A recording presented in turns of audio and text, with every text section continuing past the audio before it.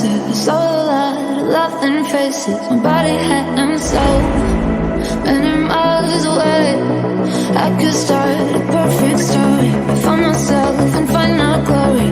This deceptive world, giving me the sign, giving me the sign.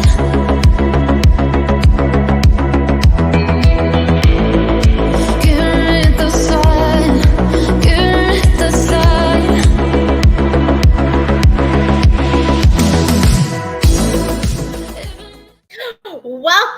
Welcome everyone to the Sci-Fi Queens podcast, where we explore the female characters in science fiction television shows, movies, books, game, art, anywhere female characters are depicted. If you are new to our channel, we welcome you. We ask that you hit that subscribe and notification bell so you know when our next episode will be, and it will also help our channel grow. If you want to support our channel, you can check out our merch store. It's scrolling at the bottom of the page. It's also in the description. So you can check out our merch. And actually, this weekend, I'm going to be updating our merch store, so there might be some new stuff on there. My name is Nita. I am your host, and joining me tonight is my co-host, Sarah, and wonderful guest, Marty, a.k.a. Karen Nordine. That is her nom de plume. I like saying that because it's really fancy. You make it sound very fancy. Thank you. So, Marty, how are you doing? I'm fantastic. It's beautiful 2 o'clock in the morning here, and I'm so excited to be here. Oh my God, thank you so much for staying up late and joining us. She lives abroad, so her time zone is very different. And tonight we are going to talk about Kingdom of the Planet of the Apes, which all three of us are super fans of the Planet of the Apes fandom. Sarah, tell us, how are you doing before we start? I'm doing okay. Looking forward to the warm weather coming back. So I'm sorry that you're in the cold weather right now. I know we are in a little bit of a chilly weather front, right? Yeah. Yes. So we're really excited about Planet of the Apes. But before we start showing some pictures of some of the actors and characters, Marty, tell us about your journey with Planet of the Apes. I love Planet of the Apes. This is something that I got into when I was very young. I think I saw the original film with Charlton Heston when I was maybe 5 or 6 years old. It was one of my mom's favorite films, and so she introduced me to the series. And I was absolutely hooked. That final, like, shocking ending of the original film, which I won't spoil for anybody, but if you haven't seen it, it is just like, it was jaw-dropping to me as a kid. I just thought, this is wild. And of course, to me, the apes looked so real. I actually believed that this was like filmed in the future. So for me, it was just such a fantastic series. And of course, being me, I cosplayed from the Planet of the Apes when I was younger as well. I had the full facial prosthetics and everything, which scared most people. Wow. But yeah, I love the series. I love the old movies. I love the new movies. I love the TV series, the comics. It's just such an amazing series, and of course the book that it's based on as well. It's one of my favorite sci-fi books growing up. Oh, absolutely. We have here our newest sci-fi queen, Tiffany, joining us, a queen of the nerds. How are you doing, Tiffany? We can't hear you. You might want to Maybe she's muted. Yes, maybe. But Sarah, while she fixes her audio, tell us how your journey with Planet of the Apes. I wasn't a big fan until the reboot new movies. I know I was just one of those movies that was like, it was quintessential sci-fi, but it wasn't like, I like one of those go-to movies that I'm going to watch 100 times. Like, it's on, I might watch it, but you know what I mean? It wasn't. But then I got into it with the new ones, and I'm like, okay, I kind of like these now. So it's better, but I don't know. I had a hard time with Charlton Heston just because I had to watch so many of his movies with my parents when I was a kid, because my stepdad was, I think in high school, he was in his 60s. So like those were his movies. Like all the old movies. Like I had to watch all the old movies. So we, I mean, they're good, but when you have to watch them on repeat, because we didn't have cable and we had a VHS, so you kind of get burnt out on some of them. But I can see that. I'm better now, and I really, I like where it's going. So Well, that's that's the good. thing with movies sometimes, or older movies, is that we can sometimes appreciate them differently now. So Tiffany, how are you doing? Is my audio fixed? Yes, Yes. hear Okay. you. Okay, great. I'm doing good. It's Friday. As I'm just trying to. My internet's being weird, so I hope I'm not jumping around. But yeah, I'm No, doing you're good. good. Okay, good. Yeah. Okay, cool. So, how big a Planet of the Apes fan are you?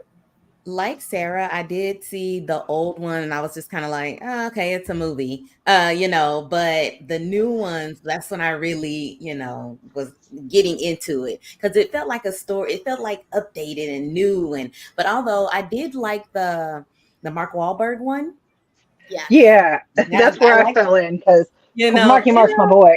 exactly. That I like that one, but these newer ones, they really give you something to go on. Like the continuation of the story is really what gets me because I love a little good little storyline. Yeah, thank you. Yeah, one of the things that I really enjoy about the franchise is I remember watching the original. It was at rerun back then. I wasn't old. I'm not old enough to have remembered the actual movie because that was in the '60s that it came out. But I do remember watching it. I remember actually watching Planet of the Apes, the TV series. They actually had a TV series, and I loved that TV series so much. And that was the one that really got my attention. I liked the original movie. It made me want to watch this TV series. But I kind of like Marty thought the monkeys were real when I was a kid. I tell you, Marty's my soul sister. We have the same Yeah. mindset when it comes to so many sci-fis. Okay, and yeah, I thought they were real. I was like, wow, a world where the apes are in charge. That I didn't understand that we were being persecuted. I thought that was awesome that they were in charge. Oh It my took a goodness. while for me to understand the role reversal and the Yeah. social meaning that was happening with this movie, because like so many sci-fis, this also has this amazing social um, message. But we're gonna hop into some of the characters and some of the themes um, that we have noticed in this sci-fi movie. Okay, so we're gonna start with Owen Tegan as Noah. And we're going to start with Tiffany, and then we're going to go to Marty, and then Sarah. Tiffany, what are your thoughts about his character? I loved his character from the very beginning. He gives you that Caesar feeling that you're looking for in this movie, So I'm already attached to him. That the first couple scenes when they're climbing that building, my heart was stopped. My heart was stopped. But yeah, you're already attached to him as the Caesar figure because you're looking for that. So yeah, I enjoyed his character. I think he did a good job with this. Marty, what do you think about his character? And Yeah, I what felt the did you same get from way. his He character? did have the Caesar vibes, but actually for me, he reminded me a lot more of the Caesar from the original series of films. Like he reminded me a Yeah. lot more of how Caesar was portrayed in Conquest for the Planet of the Apes, which I think was the fourth one. And I really liked that because he was a little bit more of a softer character at the beginning, and you get to really see his character arc throughout this entire film grow from this character who's really uncertain of himself, really doesn't know where he belongs in his community, and then by the end of the film, he really has found his place and he's like the guiding, leader for the rest of his people. And I thought they really did that arc very well in the film. It was hard to do in a 2.5 hour movie, honestly, to give a good character arc for multiple characters. And I think they did that really well in this movie. Absolutely agree with you there. Yes, I do agree with that. How about you, Sarah? How did you I like Noah?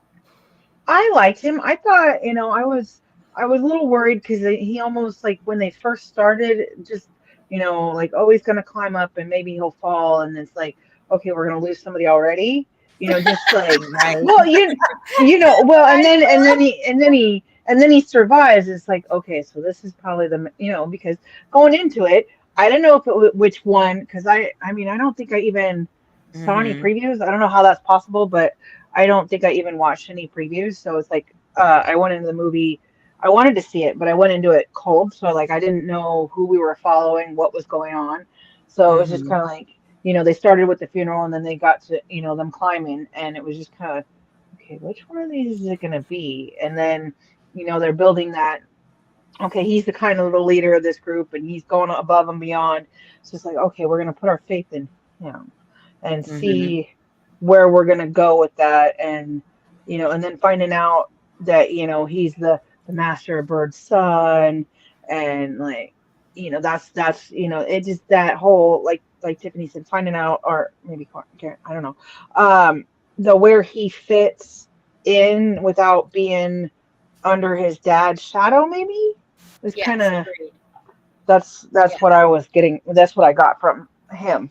Yeah, I mean, I think that he definitely represents a lot of young people, you know, trying to make an identity for themselves, um, but following in their parents' footsteps because that's Right. something that he was expected to do. And I think that part of him wanted to succeed in this and Mm-hmm. wanted to master the birds and, Yeah. have be like his dad. I felt that from his character, but I felt like he probably felt underestimated because he was so young and youthful looking, and he probably wasn't as aggressive as the other ones. And sometimes Mm-hmm. when one is not an aggressive person, it can be misinterpreted. And I think that he went through this journey from the moment we see him to the moment that his village is burnt down and he has to Right. take charge. We see Right. this incredible journey in him, you know? Right. Right. Well, there's a featurette for the release that's they say that he spent more time with his mom growing up. So he never, him and his mom had a closer relationship. So Yeah. dealing with his dad, he kind of, that's why he was like kind of standoffish with his dad. He didn't really know how to approach him because he spent more Mhm. time helping his mom build those stands they were using for the fish to get dry. Like he spent more time with her in that part of the community. So I don't think he ever really wanted to kind of follow in his dad's footsteps. He just wanted to, like you said, be accepted. He wanted to feel like his dad was proud of him. And I think like Exactly. with him being like Well, and master then of words, it feels like he's like a king almost. So it's like well, yeah, and like no, maybe his like dad was right, unaccessible because he spent more time with the birds than with the family. right, right. So he Hmm. felt like probably the birds were like, his children. More important, yeah. Hmm. Yes, exactly. There was like this dynamic there that was But he happening. still had an expectation of Noah though. I think so. I think Hmm. so. But Yeah. I do agree that he, with the idea that he mostly resembles that Caesar presence and that Caesar Hmm. character that from the original or from the other movies that we were given to believe was the true leader. And Hmm. because I think that if you see the other movies, Caesar was truly the leader of the apes, Hmm. and he didn't lead with like an iron fist. I think he led with knowledge and Hmm. experience, but I don't see him being the aggressive ape. Marty, you've seen as many movies as I do. What do you think about that? Yeah, I think that's true, and I think that comes a lot because of the fact that Caesar was raised by humans, and both in the new films and the older ones. Yes. Actually, because in the older ones it was Ricardo Montalban. So yeah, I think that's absolutely right. Like, he had that understanding of that there was a possibility that there was goodness in humanity as well, and I did feel that in Noah because both he learns both the good and bad of humanity in this film. So I think it's going to be interesting to see if he carries that on forward or Yeah. not, because the ending left you kind of wondering like whose side will he take Yeah.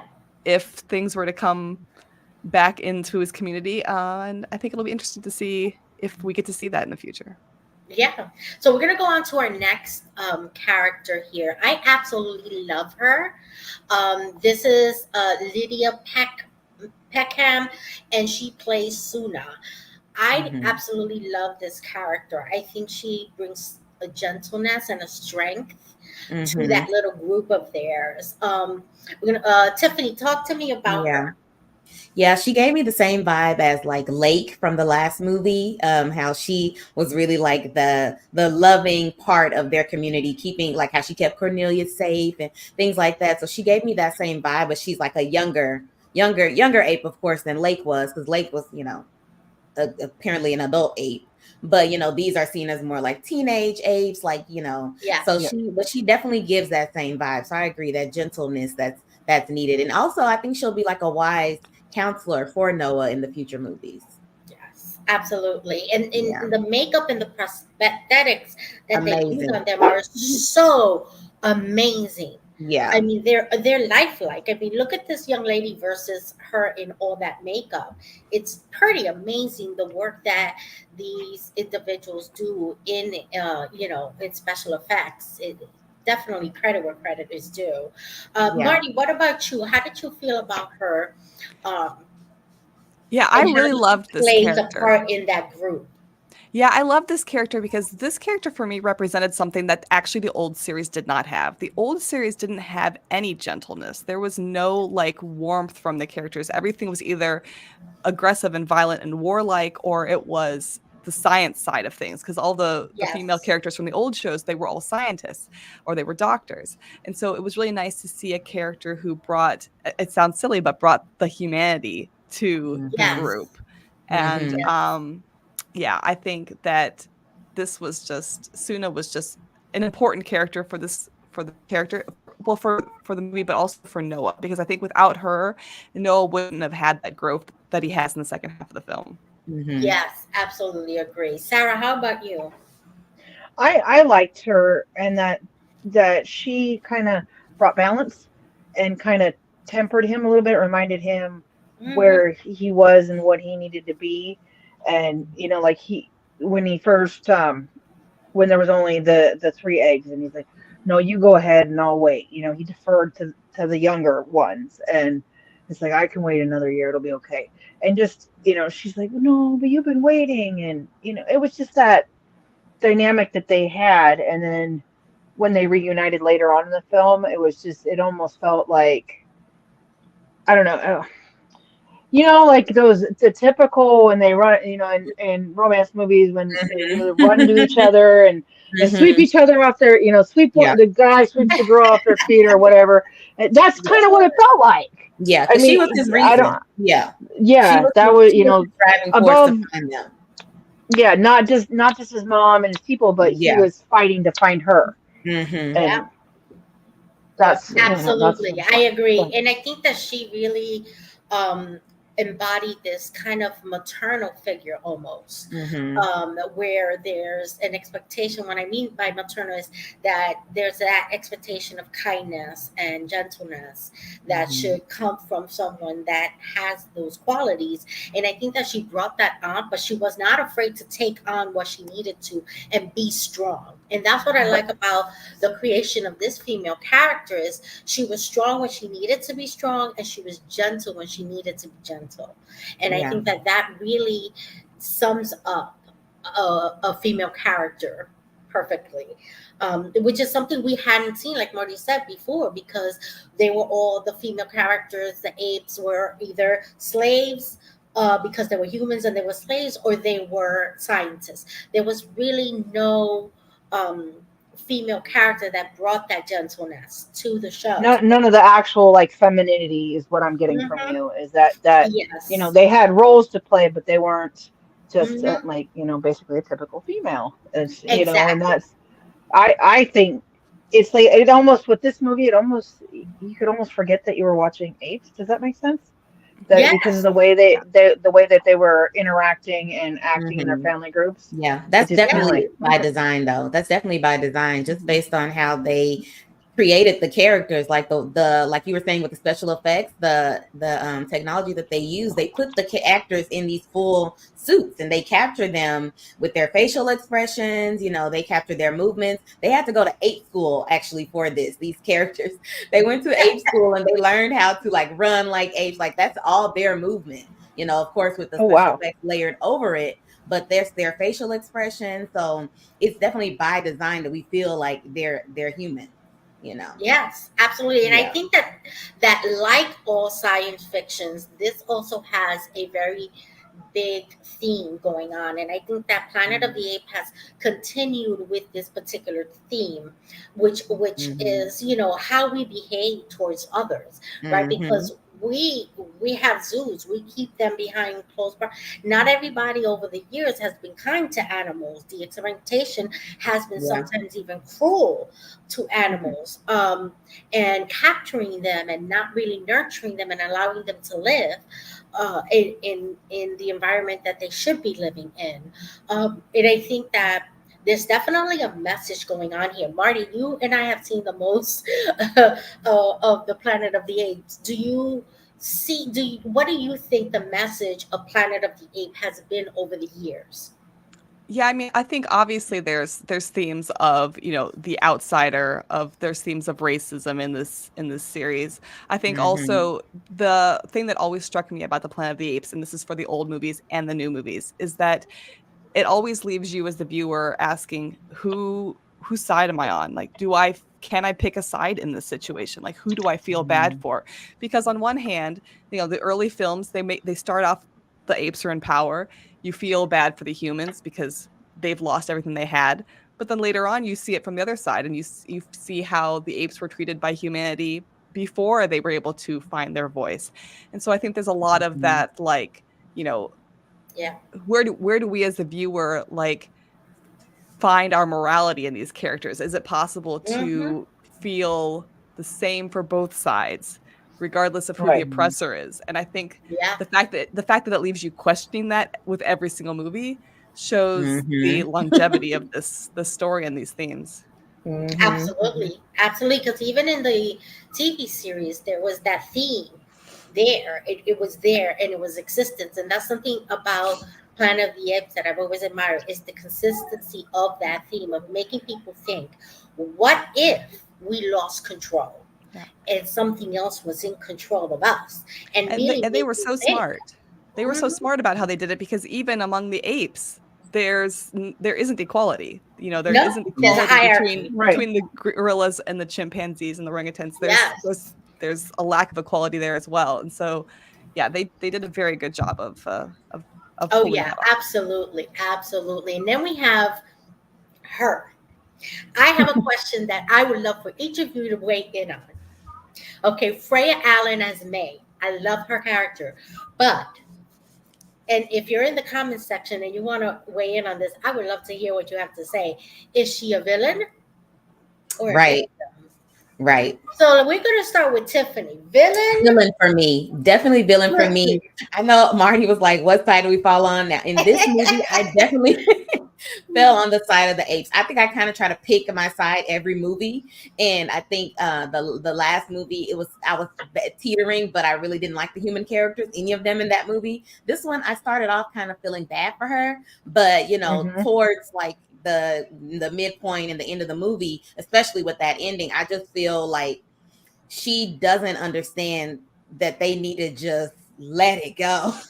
Like she's just so, especially when she had that gun behind her back and she had a plan B, I guess, to like shoot Noah if it went south with him, especially with him like knowing that she went there. I don't know like what her mindset was as far as why she had that gun, but it just felt very antagonistic. Like she felt like I couldn't feel bad for her anymore.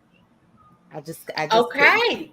All right. So we have one for villain. Marty, where do you like? Is she a victim? Is she a villain? What is she?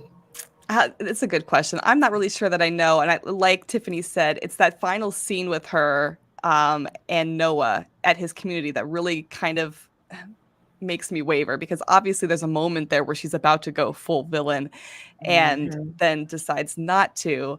But Mhm. her not doing it doesn't make it any better, doesn't really improve the situation for the apes. What I do love about this character, though, is she's the role reversal, of what we've seen before.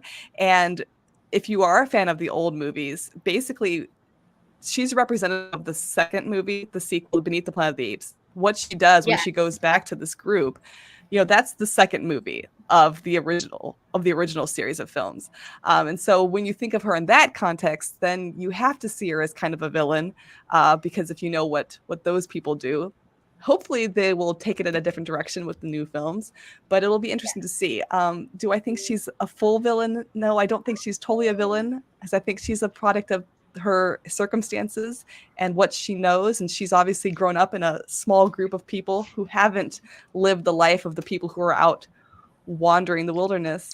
But yeah, I think it'll be interesting if she shows up in the next film to see if we get a redemption arc or not. But Exactly. closer to the Exactly. villain. But I'm not as far as Tiffany on the yes, she's 100% a villain, but she's closer than protagonist to me.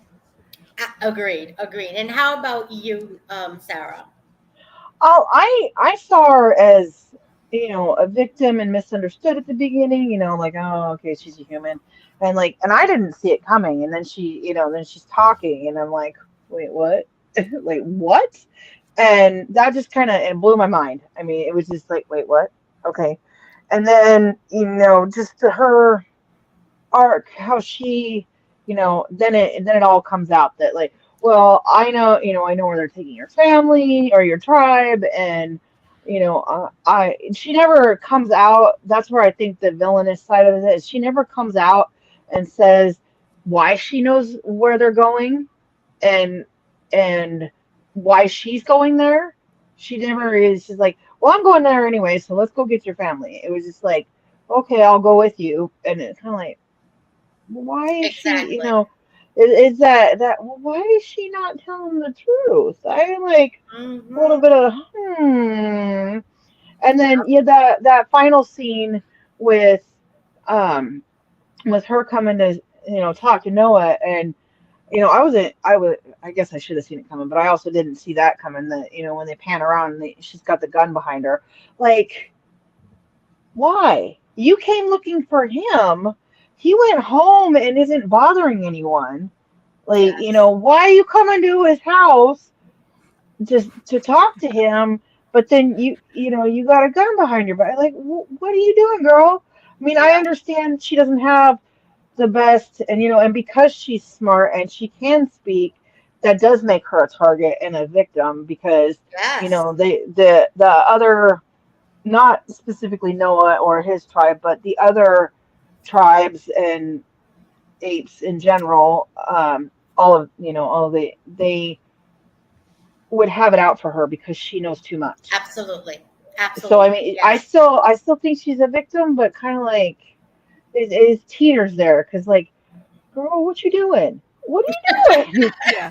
I mean, I think she doesn't I have all the information, and that's to her disadvantage for sure. yes. Well, right, and then But in the like same way, I Noah doesn't. He didn't know about it either, anything that was going on outside right, of his world. yeah, Yeah. and And I outside think of, like, like when Rocca educated him about what Caesar was really about, and what Caesar really said, and they're like, well, these bad guys said Caesar, and they Caesar. It's like, but that's not, and then when he gets to the compound, I guess is what we call it, like, it was kind of like a concentration camp, is what I kind of got the vibe from it. But it was like, because they all have to work and all that, and it was just, hmm. But then, this is what we do in the name of Caesar, and he's like, this is not what Caesar wanted, and maybe that was necessary, and yeah.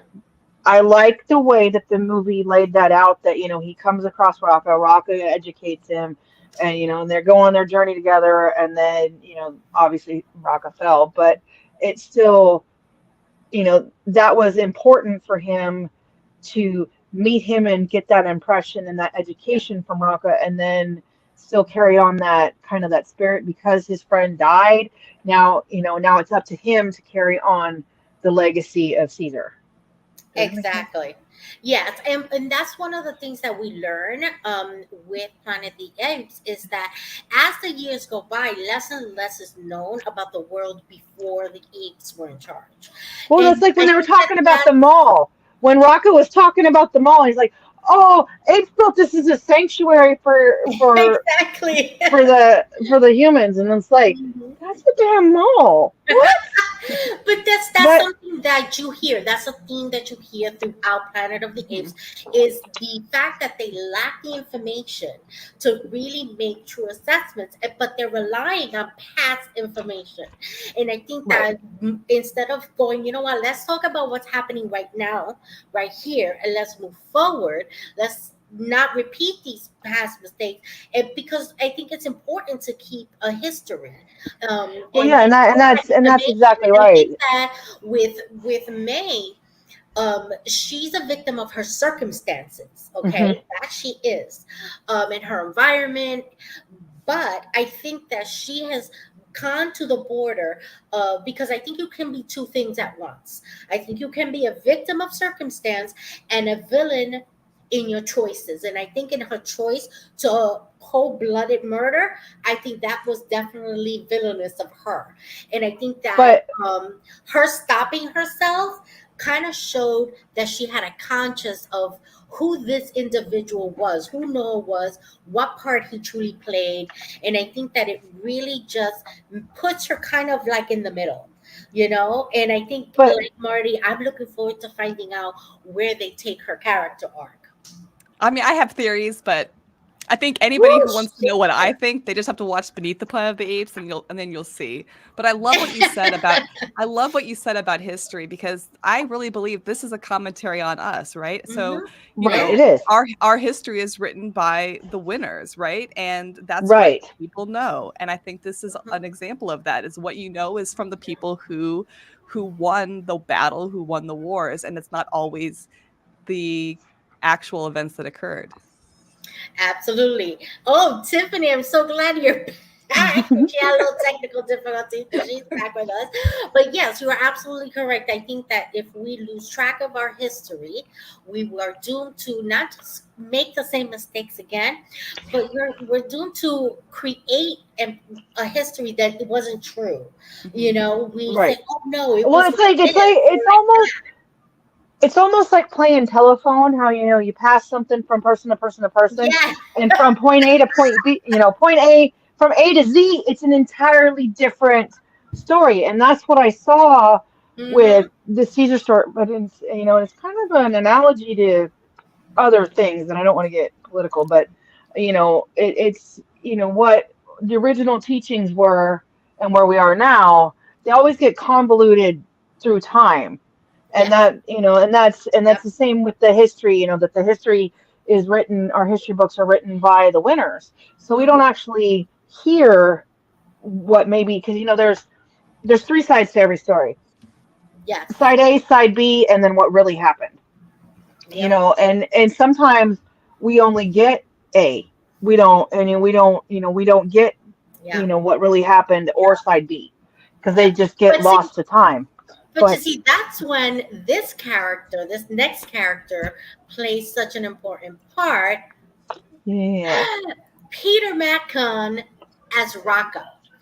He is exactly talking about what we've been talking about when he says, but Caesar said, no, Caesar never said all that junk.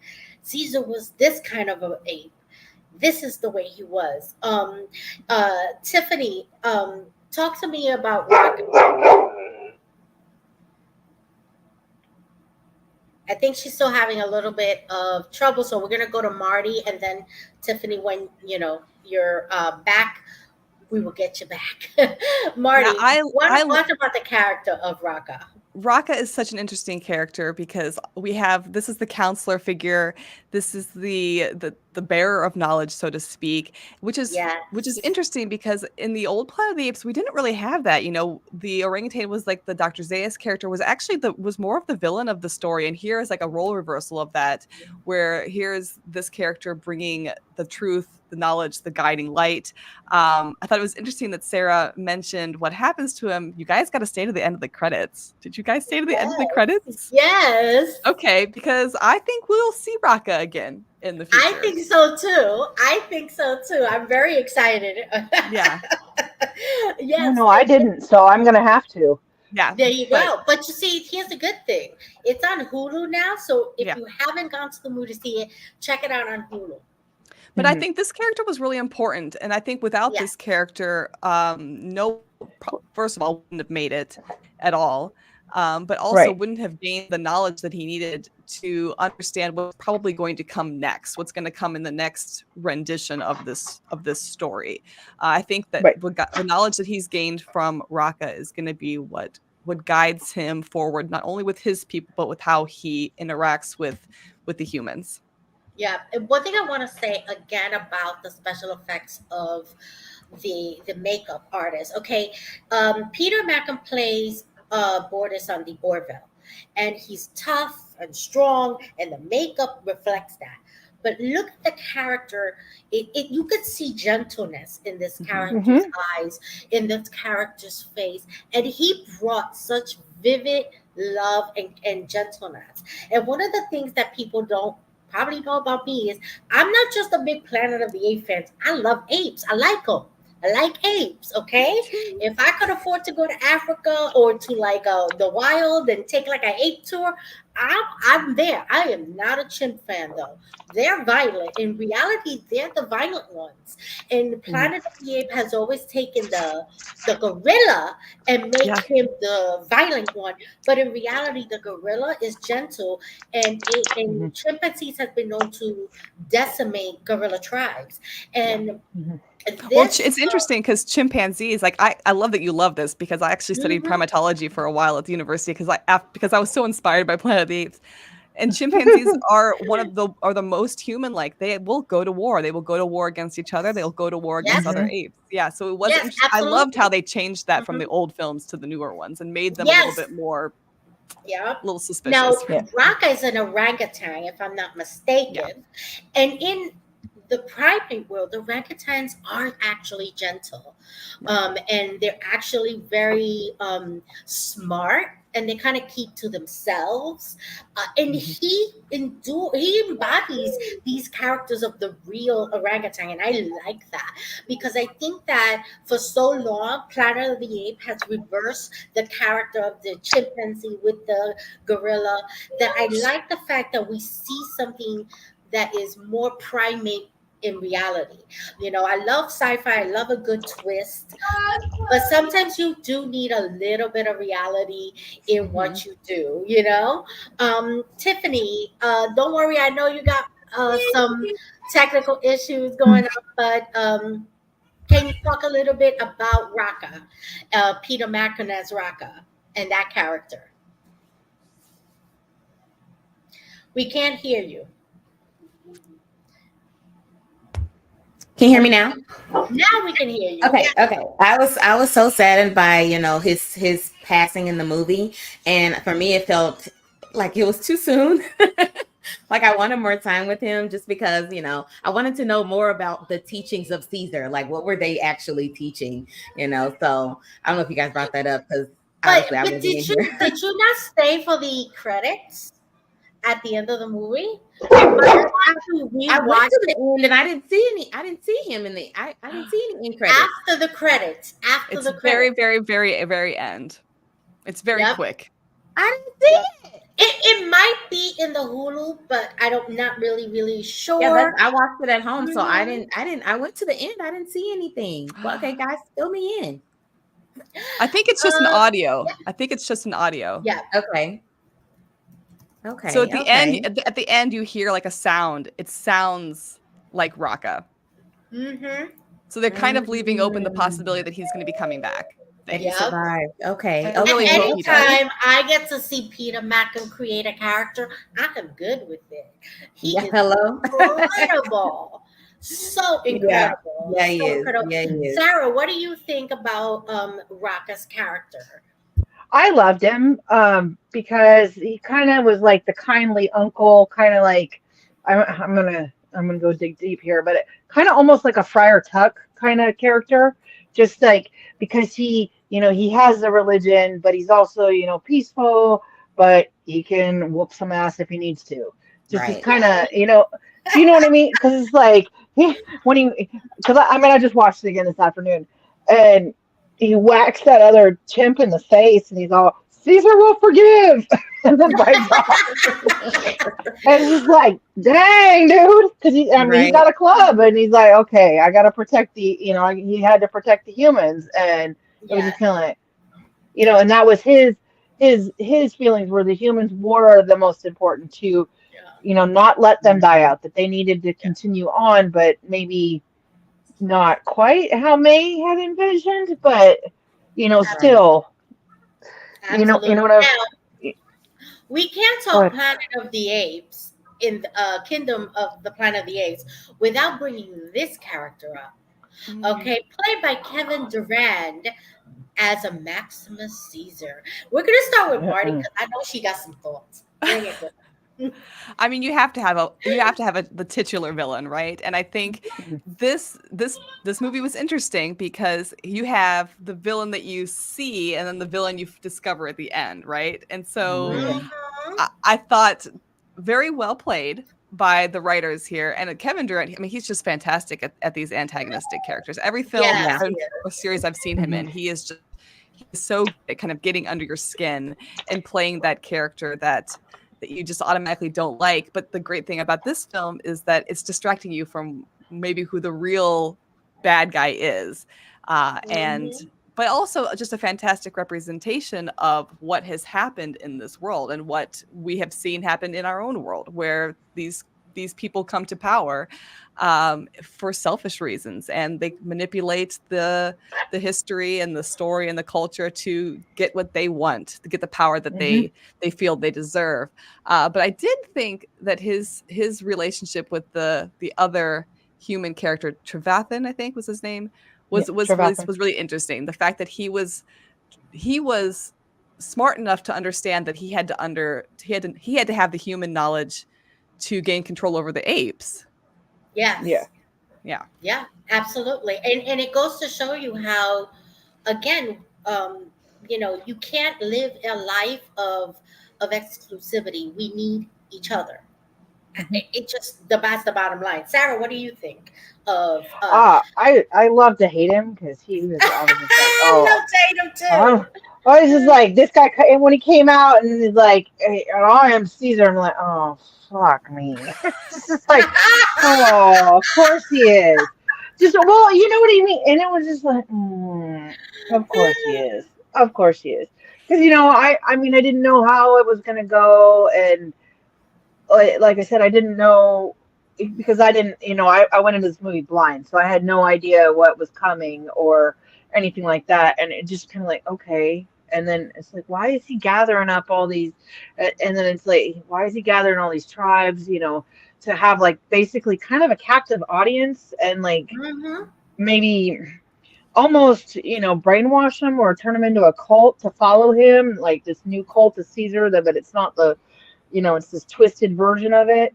And Yeah. that, you know, it was just kind of like, you just have to be.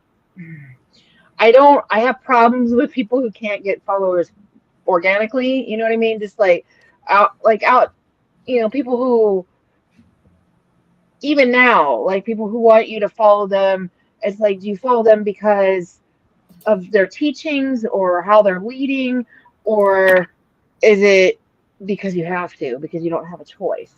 And that was where I had issues with him, and Yeah. He I was I just definitely a he was thug. definitely But I mean, but he giving. was smart. He Yeah, he was was smart. not. He was very smart, but he was definitely giving dictator. I mean, look at the crown. Yes. The crown he's wearing gives you that whole "I'm in charge, I am the boss." Yeah. authority, and the fact that he was big and very imposing really sent a message, Hmm. to the other apes, and just working people, so working the apes so hard, and it was pretty telling what was happening. Yeah. It was very, I thought they did a really good job with bringing that particular character into the mix, and bringing him towards the end was the perfect moment, I think. Yeah. Yeah, I agree. Yeah, I think they brought definitely. him in at the right time also. Yes, absolutely. We're going to now move on to our next segment with Sarah, and we're going to learn about some female scientists.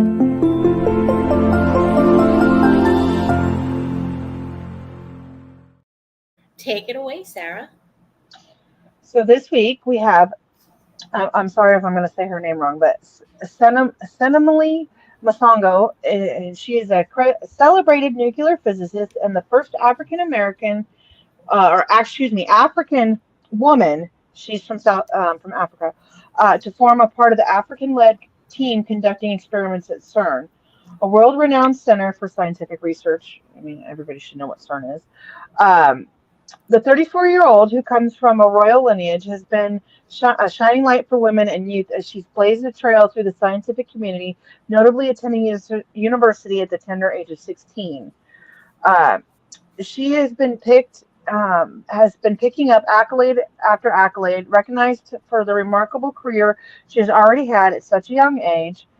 Um, and she is just she's amazing, and that she came from Nongoma, a deep rural area in KwaZulu-Natal. I can't say this right, but she's actually from um, South Africa. Um, and this is big for them because South Africa is getting into science, and this is, amazing that she blazed this trail and that she, went to university at 16, and she is doing all these amazing things. I mean, I don't have much on her today, and there really isn't much on her because she's so young. Um, Yes, exactly. but and she is on socials, and she's just amazing. She went to school in South Africa, and education is kind of a luxury. She said that she's advocating for better education for all, not just women and girls. But she's also created a foundation called the I can't her name organ foundation. She's actually helping women and girls go to school and make something of themselves and get into the STEM fields. So she's Oh, wonderful. not only has she moved forward, she's giving others a leg up too. Yes, absolutely. What a wonderful legacy she's creating for Yes, herself. yes. Absolutely. I expect to see, and she's still very young. She's only 34, so I still expect to see major things from her in the future. Oh, absolutely. I mean, 34 for a scientist, she's just Yeah. starting out to discover things, Hmm. But definitely, guys, check her out. And Sarah, will you be able to bring us like an update later on down the Yeah. road in a few months if Yeah. there's anything? I'll keep an eye on her. I Yeah, followed her on social, so I should be, I'll keep an eye on her too. It's just excellent. amazing. I follow most of them. If they have any socials, I do follow them just so I can see if there's some sort of something spectacular sometime down the line. Absolutely, because if there's something going on, we We sci-fi need to girls know. love our science. Yes, we do. We do. But we're going to go forward to the sci fi book recommendation.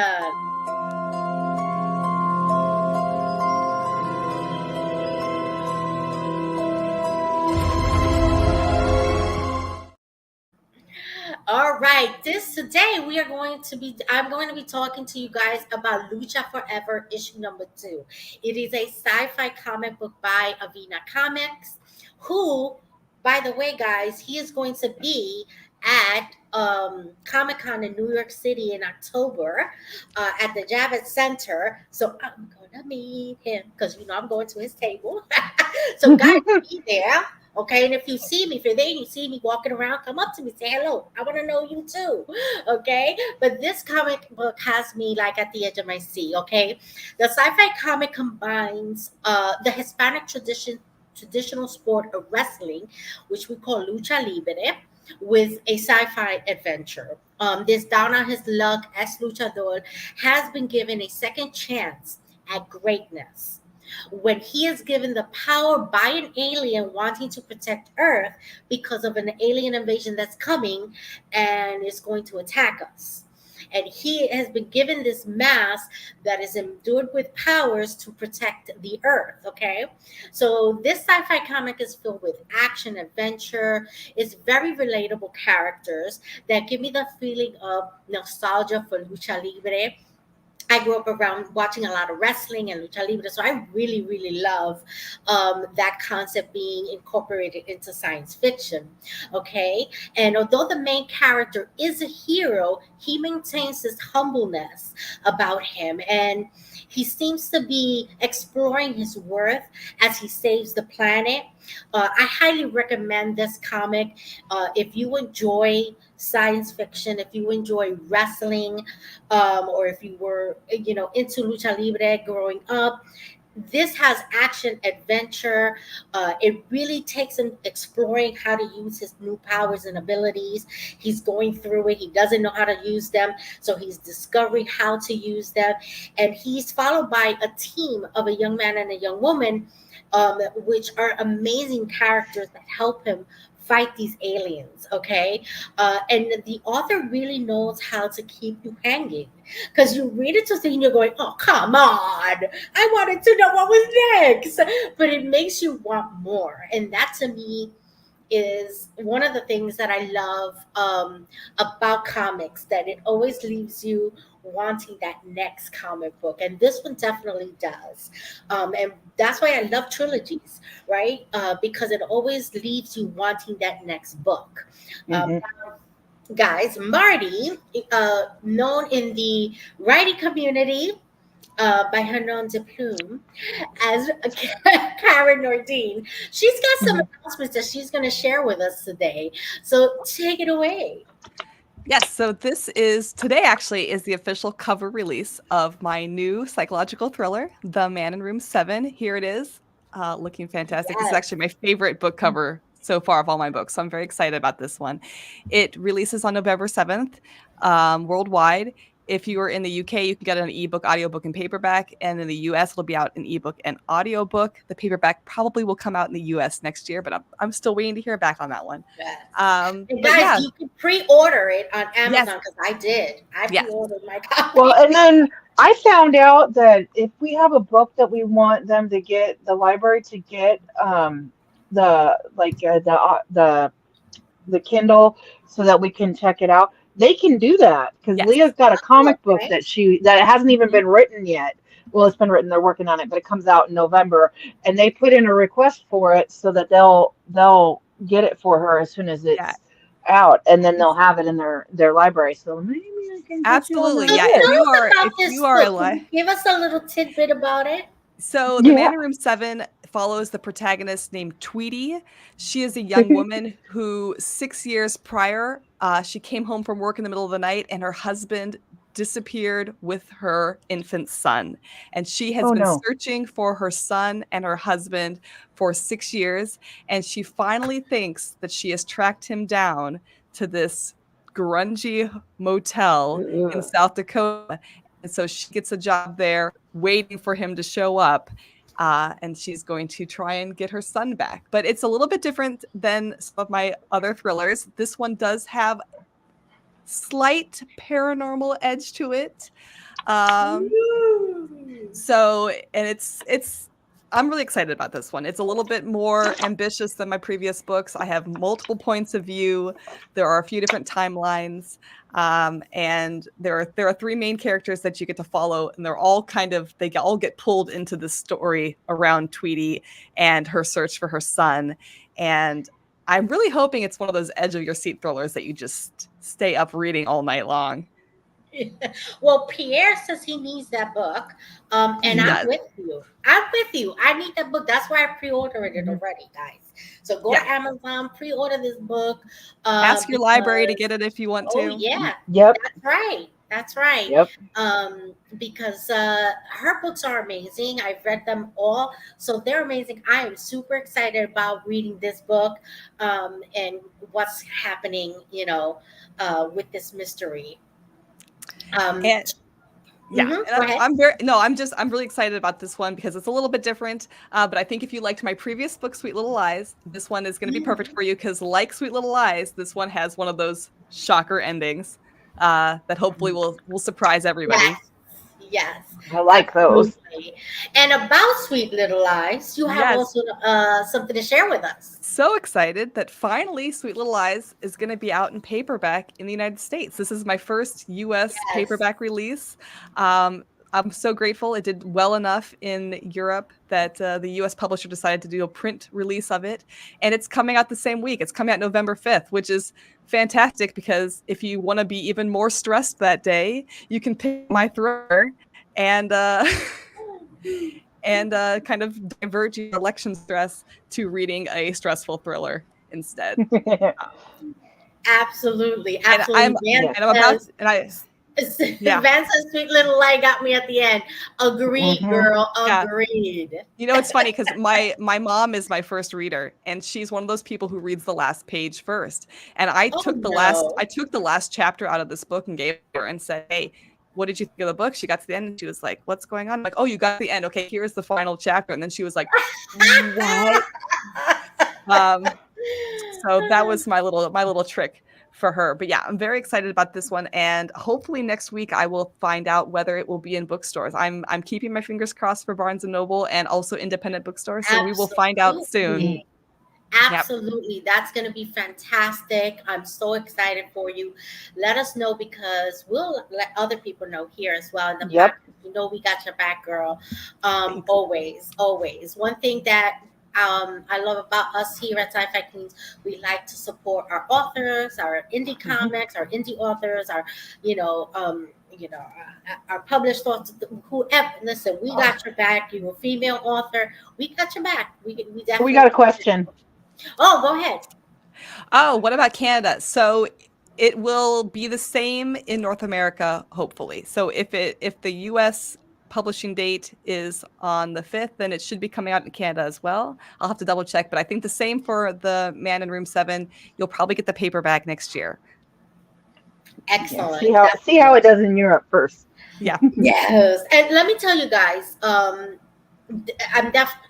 definitely get her books in paperback, but I love reading them in the audiobook first because she has the best narrators. I have been so The fortunate. best. Narrators for my first 3 books have been so fantastic, and I don't know yet who is signed on for the Man Room 7. I'm hoping that I'll find out this month, but if it's anything like the last 2 that I've had, I'm not worried. I think it's going to be great. Absolutely. That's So we're good. going to go on to our podcast recommendation.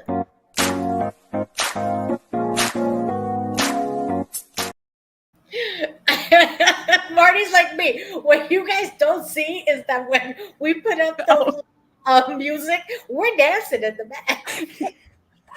I didn't know you guys could see me. We can see you at the bottom of our screen. And we're dancing. I love that. I love that. But I have some great podcasts to recommend. First of all, and Mhm. I'm a freaking podcast. I love these guys. It's with Joseph the Platypus, Marty, and Van. They are all about the sci-fi nerdy thing, and they are fantastic. If you guys haven't checked them out, check them out. They have an amazing discussions on different sci-fis. When is your next episode coming out? Do you know? Our next one is going to be on September 8th, and we are going to be talking all things good and bad about season 3 of Star Trek Picard. Oh, Ooh, So it's going to be a okay. feisty one. that one's gonna be good. Absolutely. We also have Voices in Hyperspace. They are amazing. They have such good science fiction content, guys. And it's more audio. It's there's no visual, but they do have a they are on YouTube and it's all audio and they talk about all the different science fictions that are out there. They're pretty fantastic. Now I did find a new podcast that I want to share with you guys. It is actually in Spanish and it's sci-fi. So if you are interested in listening to a Spanish sci-fi podcast, The Last Forge, or in Spanish, La Última Fagrua, is definitely fun to listen to. They review sci-fi books that have been written in Spanish that are amazing, different storylines, and they're just really a lot of fun. These guys to listen to. So if you understand Spanish, if you're interested in science fiction, and you want to listen to the Spanish sci-fi show, this is the one to go. I love it. And as always, if you guys have a sci-fi book, a sci-fi podcast, or a real world female scientist that you want us to take a look Or even a movie you want us to review. exactly, or a movie, a sci-fi movie you want us to review, let us know in the comments after the show, because the comments here, if you put them now, they kind of disappear. But after the show, put them in the comments. We definitely look at them. I will definitely pass along any information about scientists to Sarah, and any sci-fi book, I will definitely look into it. I love recommendations Mhm. from you guys. Any movies that you want us to definitely take a look at, we're open to that. So please share. That is what we do, what we love. Now, before we go, I just want to share that our next episode will be the review of Snowpiercer, the TV series. And we might talk a little bit about the movie as well. And that's going to be on September 13th at 8 p.m. Eastern Time. Y'all going to take a couple of Fridays to recoup and re-energize. But we will be back September 13th at 8 p.m. Eastern Time. We're going to be talking about Snowpiercer, okay? Yep. So I hope you guys can join us. Marty, anything you want people to know that you haven't mentioned already? No, I think that was everything. I just appreciate anybody who looks into it. If it's not for you, feel free to recommend it to any of your friends and family. I think it's going to be 99 cents when it first comes out on ebook. So it'll be super cheap, cheaper than like your latte. So a great gift for somebody. Definitely. Sarah, any last minute things you want to let people know about? No, I'm just excited about the books coming out. So Oh, yes, absolutely. Absolutely. And yeah, I have an amazing book that I'm working on reading right now. It's called Stranger in the Pod by Shazara. And she's an amazing indie author. And I don't want to say anything about the book. Not yet. You got to wait for September 13th. But definitely join us on September 13th at 8 p.m. Eastern Time. And we thank you so much, Marty, for coming and joining with yes, us. thank you. Thank Tiffany you for had having me. Tiffany had some Technical difficulties. issues, so we do apologize for her coming in and out. I apologize for that. But it's been fantastic evening, and you guys have a wonderful weekend. Don't forget to like, subscribe, and share our new channel so that you can get notified when new videos come up. Thank you for watching our show.